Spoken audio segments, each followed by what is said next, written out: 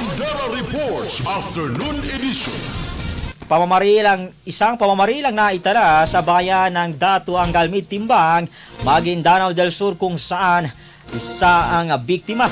Ang detalye ihatid ni Riza Kamid. Kabanderang Riza, ibandera mo. Bandera Live Report.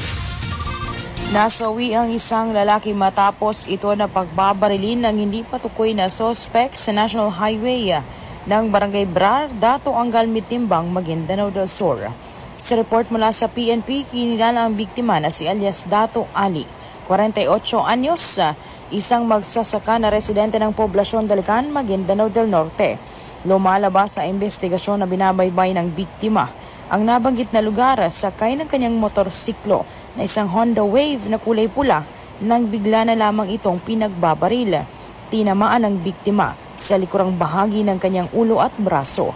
Naisugod pa ang biktima sa pinakamalapit na ospital, ngunit idineklarang dead on arrival ang kanyang attending physician.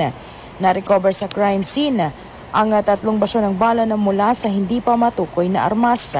Nagpapatuloy ngayon ang investigasyon ng PNP ukol sa insidente. Mula dito sa Bandera News TV, Cotabato, Riza Kamid, Basta Balita. Ibandera mo. Bandera Reports Afternoon Edition.